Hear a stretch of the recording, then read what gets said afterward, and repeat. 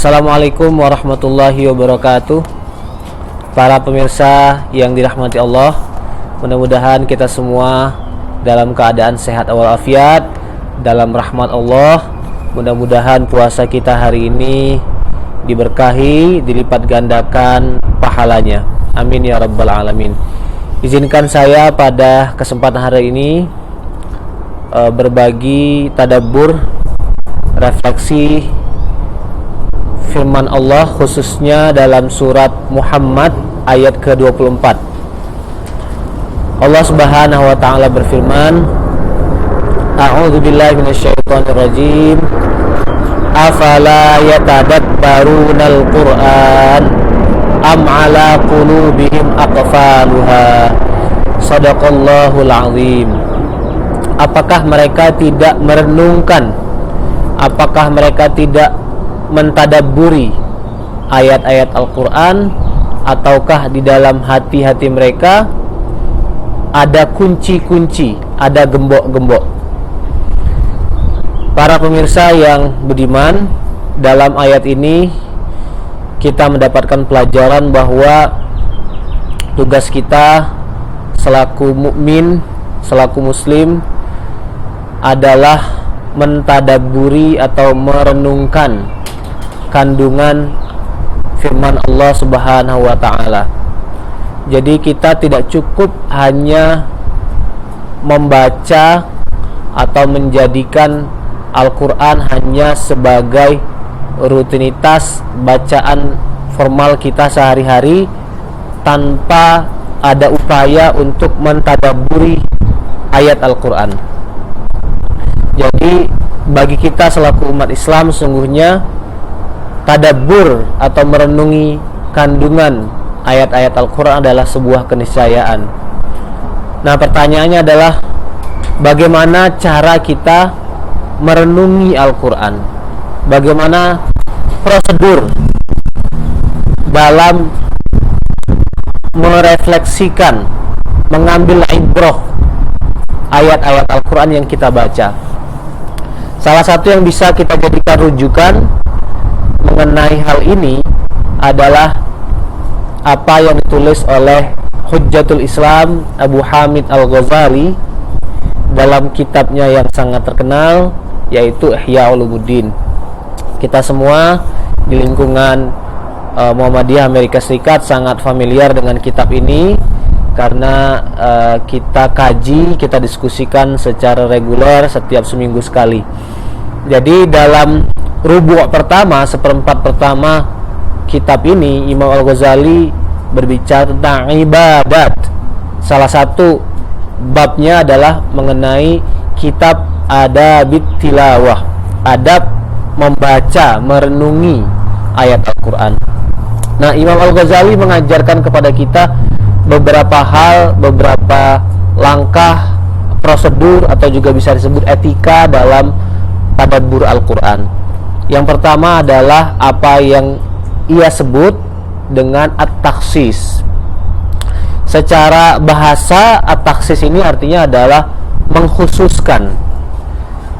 Makna atau maksud dari konsep at-takhsis ini adalah memahami Al-Quran seolah-olah Al-Quran itu diturunkan untuk kita.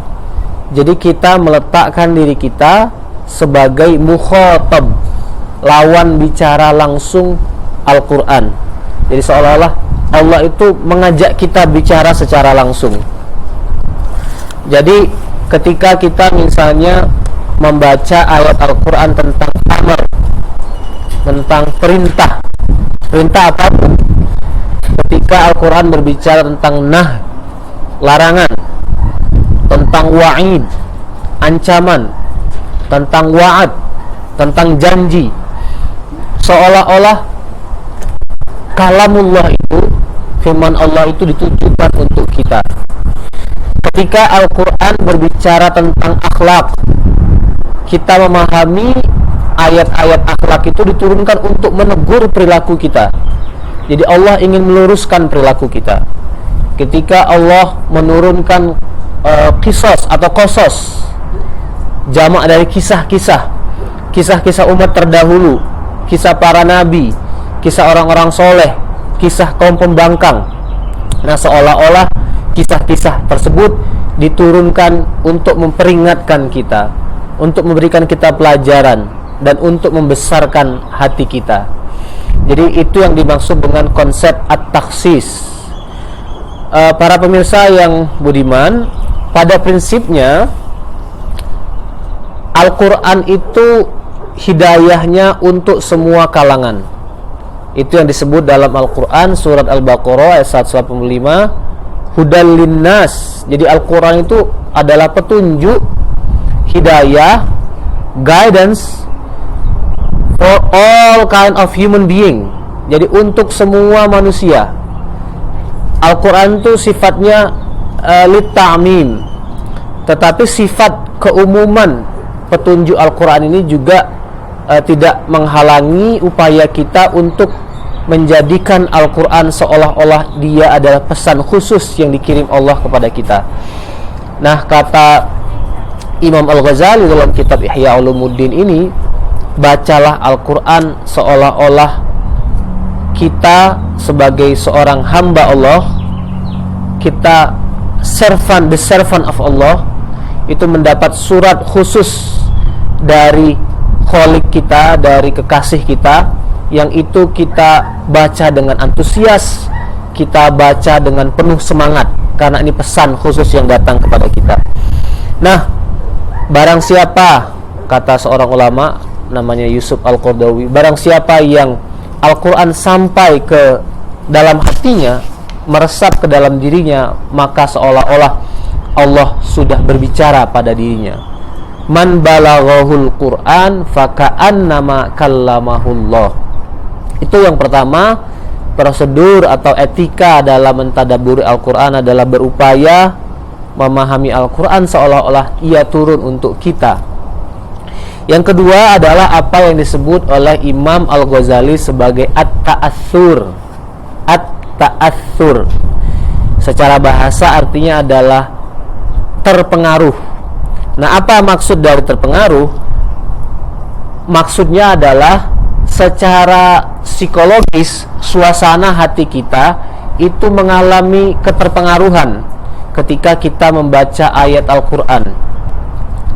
Jadi ayat Al-Quran itu topiknya berbeda-beda, bermacam-macam, dan pada saat itu juga perasaan kita, suasana hati kita berubah-ubah.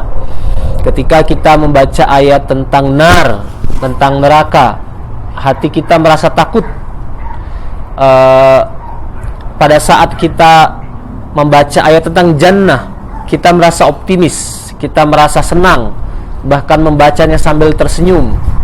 Pada saat kita membaca ayat tentang wa'id, tentang ancaman, kita berusaha kita seolah-olah berpikir bahwa maut akan segera datang kepada kita, dan kita harus memperhatikan betul-betul apa yang menjadi ancaman Allah Subhanahu wa ta'ala. Jadi at-ta'athur artinya adalah hati kita merespon secara spontan apa yang kita baca. Nah, inilah sebenarnya kandungan dari firman Allah dalam surat Al-Anfal ayat kedua.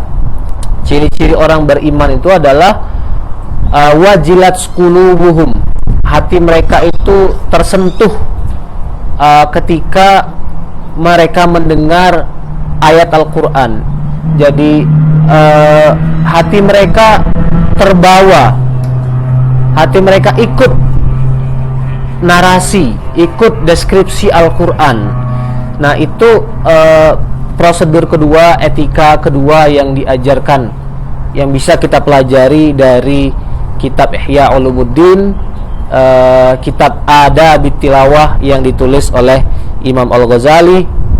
Jadi pada saat Al-Quran pada saat kita membaca Al-Quran, kita menghadirkan emosi kita, menghadirkan perasaan kita. Jadi artinya kita tidak boleh membaca Al-Quran dalam keadaan ghaflah, dalam keadaan lalai. Kita membaca Al-Quran, bibir kita membaca, tapi pikiran kita kemana-mana. Pikiran kita mungkin ke grocery, pikiran kita ke sekolah anak, pikiran kita ke vaksin COVID misalnya. Nah, ini yang kita upayakan supaya bisa kita arahkan supaya hati kita betul-betul ada pada saat kita membaca Al-Quran. Itu Imam Al-Ghazali menyebutnya sebagai hudurul qalbi, kehadiran hati pada saat lisan kita memanjatkan ayat-ayat Al-Quran. Nah, para pemirsa yang dimuliakan Allah, demikian yang dapat saya sampaikan. Mudah-mudahan bermanfaat.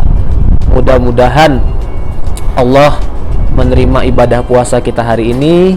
Mudah-mudahan kita diberikan oleh Allah kekuatan untuk mengisi bulan puasa ini dengan semaksimal mungkin beribadah, membaca Al-Quran, merenungi ayat-ayatnya, mengambil ibrah dan hikmahnya, dan tentu saja yang paling penting adalah kita mengamalkan apa yang kita baca dari ayat Al-Quran. Mudah-mudahan bermanfaat. Billahi taufiq wal hidayah. Assalamualaikum warahmatullahi wabarakatuh.